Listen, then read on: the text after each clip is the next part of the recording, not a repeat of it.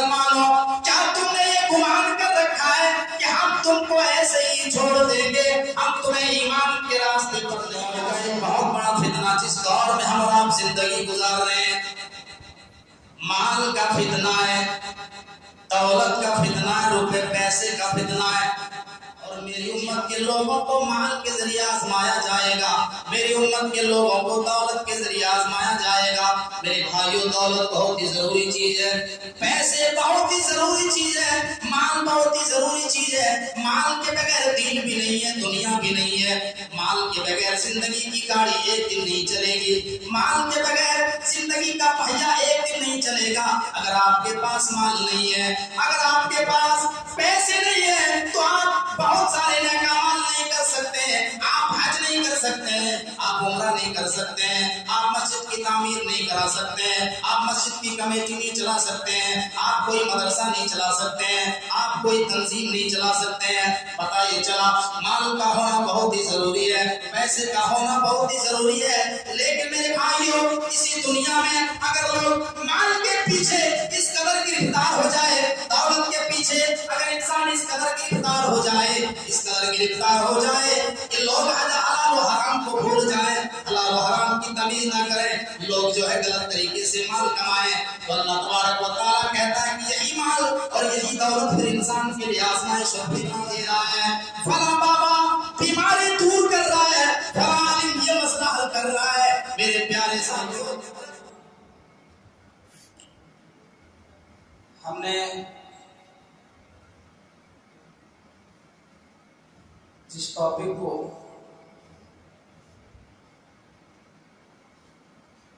چنا ہے، جس ٹاپک کے بارے میں کچھ باتیں آپ کے سامنے رکھنی ہے، وہ ہے دور حاضر کے چند فتنے اور اس کا علاج۔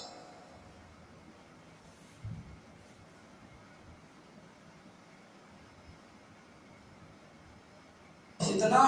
یہ عربی زبان کا ایک ورڈ ہے جس کے معنی ہوتے ہیں امتحان، آزمائش، کسی چیز کو جانچنا، کسی چیز کو کسوٹی پر رکھ کر کے پرکھنا۔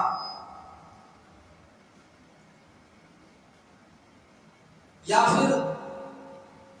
فتنہ کی ڈیفینیشن ہم ان تمام چیزوں کو کر سکتے ہیں جن چیزوں سے ہمارے دین کے لیے، ہمارے ایمان کے لیے خطرہ، اور ان چیزوں سے بچنا ہمارے لیے بہت مشکل ہو، اس کو فتنہ کہا جاتا ہے۔ قرآن کریم کے اندر جہاں جہاں اللہ رب العالمین نے فتنہ کا لفظ استعمال کیا ہے، وہ امتحان کے معنی میں استعمال کیا ہے، آزمائش کے معنی استعمال کیا ہے۔ آپ سورہ انبیاء آیت نمبر 35 اٹھائیں، وَنَبْلُوكُمْ بِالشَّرِّ وَالْخَيْرِ فِتْنَةً وَإِلَيْنَا تُرْجَعُونَ۔ کہ اے لوگوں، ہم دنیا کے اندر تمہیں شر اور خیر دونوں کے ساتھ آزماتے ہیں، اور تمہیں ہماری طرف ہی لوٹ کر کے آنا ہے۔ اسی طریقے سے آپ سورہ عنکبوت کی پہلی آیت کو دیکھیں تو وہاں پر بھی اللہ تبارک و تعالیٰ نے جو فتنہ کا لفظ استعمال کیا وہ امتحان کے معنی میں استعمال کیا۔ فرمایا الف لام میم احسب الناس ان يتركوا ان يقولوا آمنا وهم لا يفتنون۔ اے لوگوں، کیا تم نے یہ سمجھ لیا ہے، کیا تم نے یہ گمان کر رکھا ہے، کیا تم نے یہ سوچ رکھا ہے کہ ہم نے کلمہ پڑھ لیا، ہم نے ایمان کا اقرار کر لیا، ہم نے توحید کو مان لیا، اب ہم کو ایسے ہی چھوڑ دیا جائے گا، ہم سے امتحان نہیں لیا جائے گا، ہم کو آزمائش میں مبتلا نہیں کیا جائے گا؟ ایسا نہیں ہے، بلکہ ہم توحید کے راستے پر آئے ہیں، ایمان کے راستے پر آئے ہیں، دین کے راستے پر آئے ہیں، تو امتحان تو دینا ہی پڑے گا، آزمائشوں کا سامنا تو کرنا ہی پڑے گا۔ وَلَقَدْ فَتَنَّا الَّذِينَ مِن قبلهم فليعلمن الله الذين صدقوا وليعلمن الكاذبين۔ اے لوگوں، کیا تم نے یہ گمان کر رکھا ہے کہ ہم تم کو ایسے ہی چھوڑ دیں گے، ہم تمہیں نہیں آزمائیں گے؟ بلکہ ایسا نہیں ہے، وَلَقَدْ فَتَنَّا الَّذِينَ مِن قَبْلِهِمْ، ہم تمہیں آزمائیں گے جیسے ہم نے پہلے کے لوگوں کو آزمایا، جیسے ہم نے اولین لوگوں کو آزمایا ہم تمہیں بھی آزمائیں گے۔ میرے بھائیوں، آپ سیرت کی کتابوں کو آپ اٹھا کر کے دیکھیں، آپ سیرت صحابہ کا مطالعہ کریں، سیرت کی مایہ ناز کتاب الرحیق المختوم کو اٹھائیں، آپ کو معلوم چلے گا کہ اولین لوگوں کو، پہلے کے لوگوں کو ایمان کے راستے میں کس طریقے سے آزمایا گیا، ایمان کے راستے میں، توحید کے راستے میں کیسے کیسے امتحانات آئے، آپ کو معلوم چلے گا۔ نبی اکرم جناب محمد رسول اللہ صلی اللہ علیہ وسلم کو اور آپ کے صحابہ کرام کو مکہ کے مشرکوں نے 3 سال تک سوشل بائیکاٹ کر دیا، اور خانہ کعبہ کی دیوار میں ایک معاہدہ لکھ کر کے چپکا دیا، اور اس میں لکھ دیا کہ محمد کے خاندان والوں سے کوئی لین دین نہیں کیا جائے گا، ان کے یہاں آٹا نہیں جائے گا، سبزی نہیں جائے گی، چاول نہیں جائے گا، نمک نہیں جائے گا، کچھ نہیں جائے گا۔ نبی اکرم اور صحابہ کرام درخت کی پتیاں چبا چبا کر کے اور چمڑے کے موزے جن کو ہم بیلٹ میں استعمال کرتے ہیں، جن سے بیلٹ بنایا جاتا ہے، ان چمڑوں کے موزے کو پانی میں بھگو بھگو کر کے 3 سال تک چوس چوس کر کے زندگی بسر کیا، لیکن کسی نے یہ شکوہ نہیں کیا، کسی نے یہ شکایت نہیں کی کہ اے اللہ کے نبی ہم کہاں پر آ کر کے پھنس گئے ہیں، ہم کون سے دین میں آ کر کے ہم پھنس گئے ہیں۔ میرے بھائیوں، کسی صحابہ کسی صحابی نے جو شکوہ نہیں کیا۔ اب اس قرآن کریم کی آیت کو پڑھو، وَلَقَدْ فَتَنَّا الَّذِينَ مِن قَبْلِهِمْ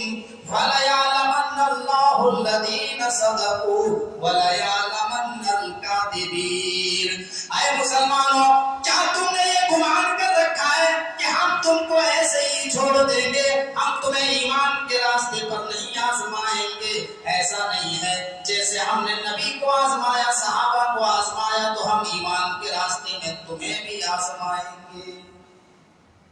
جنت اتنی آسانی سے نہیں ملے گی میرے بھائیوں، دنیا کے اندر ہمیں پریشانیوں کا سامنا کرنا پڑے گا۔ آج ہمارے گھروں میں 3 دن اگر چولہا نہ جلے تو ہم نہ جانے کہاں کہاں آستانوں کا چکر لگانے لگتے ہیں، علماؤں کا چکر لگاتے ہیں کہ ہمارے گھروں میں کیا ہو گیا ہے، برکت نہیں ہو رہی، مولانا صاحب کوئی تعویذ گھنٹا کر دیجیے، کمائی میں برکت ہوگی۔ میرے بھائیوں، آپ صحابہ کرام کی تعریف پڑھ کر کے ڈالیں، آپ کو معلوم چلے گا کہ کس طریقے سے ایمان ہم تک پہنچا ہے۔ میرے بھائی، توحید کی دولت، ایمان کی دولت ہم تک کیسے پہنچا؟ کوئی بھی انسان اپنے گھر بار کو، اپنی زمین و جائیداد، اپنی پراپرٹی کو، اپنی بپوتی زمین کو چھوڑنا پسند نہیں کرے گا، اپنی بپوتی پراپرٹی پہ مر جانا گوارا کر لے گا، شہید ہو جانا گوارا کرے گا، لیکن کوئی بھی اپنا گھر بار، اپنی زمین و جائیداد نہیں چھوڑے گا۔ لیکن صحابہ کرام کی تاریخ کو آپ پڑھیں، ایمان کے راستے میں کس طریقے سے صحابہ کرام نے قربانی دی۔ ایک صحابی ہیں جن کا نام حضرت صہیب رومی رضی اللہ تعالیٰ عنہ ہے، جو مکے کے اندر بہت بڑے تاجر ہیں، بہت بڑے بزنس مین ہیں، بہت بڑے تجارت کرنے والے ہیں، جنہوں نے مکہ میں رہ کر کے بہت زیادہ بینک بیلنس حاصل کیا ہے، بہت زیادہ مال کمایا ہے، بہت زیادہ دینار و درہم جمع کیا ہے۔ لیکن نبی اکرم جناب محمد رسول اللہ نے حکم کر دیا، اے میرے صحابہ تم مکہ میں نہیں رہ پاؤ گے، دین کو بچانے کے لیے، ایمان کو بچانے کے لیے مکہ کی سرزمین چھوڑ دو، مدینہ چلے جاؤ۔ حضرت صہیب رومی اپنا دینار و درہم ایک کپڑے میں باندھتے ہیں، اپنی اونٹنی کو تیار کرتے ہیں، اونٹنی کے اوپر سوار ہوتے ہیں اور مدینہ کی طرف روانہ ہو جاتے ہیں۔ مدینہ جانے لگتے ہیں، جب مشرکوں کو پتہ چلتا ہے، کافروں کو پتہ چلتا ہے، راستے میں اریسٹ کر لیتے ہیں، راستے میں پکڑ لیتے ہیں۔ کہاں کیا ہے صہیب رومی، تم کہاں جا رہے ہو؟ مکہ مکہ چھوڑ کر کے تم کہاں جا رہے ہو؟ حضرت صہیب رومی رضی اللہ تعالیٰ عنہ فرماتے ہیں اے مکہ کے کافروں، ہم مدینہ جا رہے ہیں، ہمیں مکہ میں جب رہنے نہیں دیا جا رہا ہے، جب مکہ میں ہمیں نماز پڑھنے کی آزادی نہیں ہے، ہمیں قرآن پڑھنے کی آزادی نہیں ہے، جب محمد رسول اللہ کا ساتھ نہیں دینے دیا جا رہا ہے، جب اسلام کا سپورٹ ہمیں کرنے نہیں دیا جا رہا ہے، تو ہم یہاں رہ کر کے کیا کریں گے؟ مکہ کے کافروں نے کہا اے صہیب رومی، اتنا یاد رکھنا، تم نے جو مال کمایا ہے، تم نے جو دینار اور درہم کو جمع کیا ہے، وہ مکہ میں رہ کر کے ہی جمع کیا ہے۔ تم جس اونٹ کے اوپر سوار ہو، یہ اونٹنی بھی یہی خریدی ہے، مکہ میں رہ کر کے تم نے اس کو خریدی ہے۔ اے صہیب رومی، اگر تم مدینہ جانا چاہو تو ہم تمام مالوں کو چھین لیں گے، تم اپنا سارا سامان یہیں رکھ دو، ایک دینار ایک درہم بھی ہم لے کر کے یہاں سے نہیں جانے دیں گے۔ حضرت صہیب رومی ایمان کو بچانے کے لیے اپنا سارا مال قربان کر دیا، دینار اور درہم کو چھوڑ دیا، اپنی اونٹنی کو بھی چھوڑ دیا، اور حضرت صہیب رومی پیدل مدینہ روانہ ہو گئے۔ میرے بھائیو، قرآن کریم کی آیت کریمہ کو پڑھو، احسب الناس ان یترکوا ان یقولوا آمنا وهم لا یفتنون۔ اے مسلمانوں، کیا تم نے یہ گمان کر رکھا ہے، اے ایمان والو، کیا تم نے یہ سوچ رکھا ہے کہ ہم تم کو ایسے ہی چھوڑ دیں گے، ہم تمہارا امتحان نہیں لیں گے؟ بلکہ ایسا نہیں ہے، ایمان کے راستے میں ہم تمہیں آزمائیں گے، ایمان کے راستے میں، توحید کے راستے میں ہم تمہیں امتحان لیں گے، جیسے ہم نے اولین لوگوں کو آزمایا، جیسے ہم نے پہلے کے لوگوں کو آزمایا، ہم تمہیں بھی آزمائیں گے۔ تو قرآن کریم کے اندر اللہ تبارک و تعالیٰ نے جو فتنہ کا لفظ استعمال کیا وہ آزمائش کی معنی میں استعمال کیا۔ تو اللہ تبارک و تعالیٰ ایمان والوں کو آزماتا ہے، خیر کے ساتھ بھی آزماتا ہے، شر کے ساتھ بھی آزماتا ہے، مصیبت میں ڈال کر کے بھی انسان کو آزماتا ہے، اور کبھی کبھی دولت دے کے آزماتا ہے، خوشحالی میں مبتلا کر کے اللہ آزماتا ہے۔ ہم اور آپ جس دور میں زندگی گزار رہے ہیں یہ فتنوں کا دور ہے، آزمائش کا دور ہے، قدم قدم پہ ایسی چیزیں ہمارے سامنے آ رہی ہیں جو ہمارے ایمان کو، ہمارے دین کو برباد کر رہی ہیں۔ ایک مرتبہ اللہ کے نبی جناب محمد رسول اللہ صلی اللہ علیہ وسلم مدینہ کے اندر ایک اونچی جگہ میں چڑھ جاتے ہیں، ایک اونچے ٹیلے کے اوپر چڑھ جاتے ہیں۔ مسلم کی روایت ہے، حدیث کے راوی حضرت اسامہ رضی اللہ تعالیٰ عنہ ہے۔ حضرت اسامہ فرماتے ہیں کہ اللہ کے نبی صلی اللہ علیہ وسلم مدینہ کے اندر ایک اونچی پہاڑی کے اوپر چڑھ گئے اور یہ آواز لگائی، اشرف علی اتم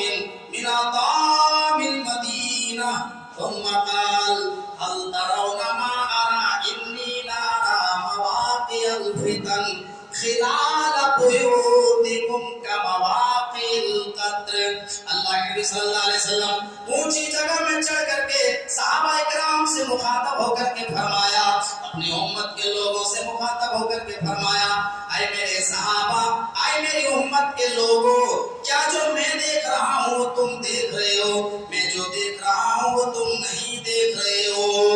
میں جو دیکھ رہا ہوں وہ تم نہیں دیکھ رہے ہو۔ اے میرے صحابہ، میں دیکھ رہا ہوں کہ تمہارے گھروں میں فتنے ایسے گر رہے ہیں جیسے آسمان سے بارش کے قطرات گرتے ہوں، جیسے آسمان سے بارش کے بوندیں ٹپکتے ہوں، ایسے ہی تمہارے گھروں میں فتنے گر رہے ہیں۔ میرے بھائیو، آپ نے دیکھا ہوگا بارش کے قطرات جب آسمان سے گرتے ہیں تو کس طریقے سے گرتے ہیں، پانی کے اوپر پانی، قطرے کے اوپر قطرے، ایک قطرہ گرا پھر دوسرا قطرہ، پھر تیسرا قطرہ، پھر چوتھا قطرہ، ایسے ہی اے میرے صحابہ، میں دیکھ رہا ہوں کہ تمہارے گھروں میں فتنے ایسے گر رہے ہیں، ایک کے اوپر دوسرا فتنہ، دوسرے فتنہ کے اوپر تیسرا فتنہ، ایسے فتنے تمہارے گھروں میں گر رہے ہیں جیسے آسمان سے بارش کے قطرات گرتے ہوں۔ اور مسلم کی روایت ہے، ایک جگہ اللہ کے نبی صلی اللہ علیہ وسلم نے فرمایا، شاید اللہ کے نبی صلی اللہ علیہ وسلم نے اس دور کی پیشین گوئی کرتے ہوئے فرمایا، مسلم کی روایت ہے، حدیث نمبر 118، اللہ کے نبی فرماتے ہیں، بادروا بالاعمال فتنا کقطع اللیل المظلم، يصبح الرجل مؤمنا ويمسي كافرا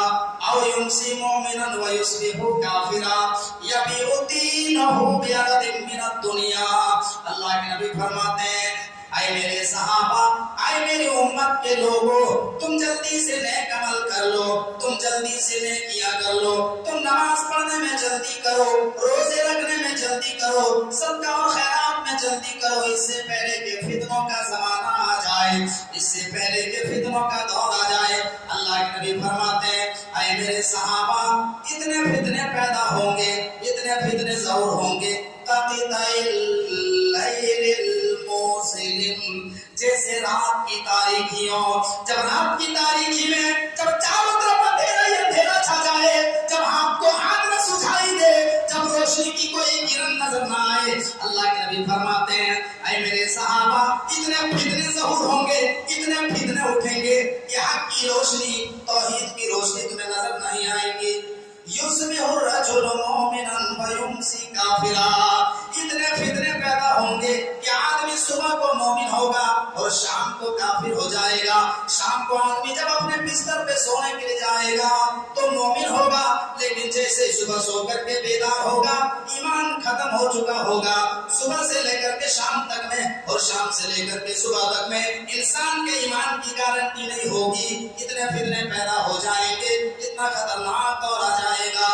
اور اس حدیث کے آخری ٹکڑے میں امام کائنات نے فرمایا یبیع دینہ بعرض من الدنیا. اے میرے صحابہ، اے میری امت کے لوگوں، تمہارے اوپر ایک ایسا دور آ جائے گا، اتنے فتنے پیدا ہوں گے کہ لوگ دنیا کے چند پیسوں کے بدلے، دنیا کے چند ٹکے کے بدلے اپنے ایمان کو بیچ ڈالیں گے، اپنے ایمان سے سمجھوتا کر لیں گے، اپنے ایمان سے کمپرومائز کر لیں گے.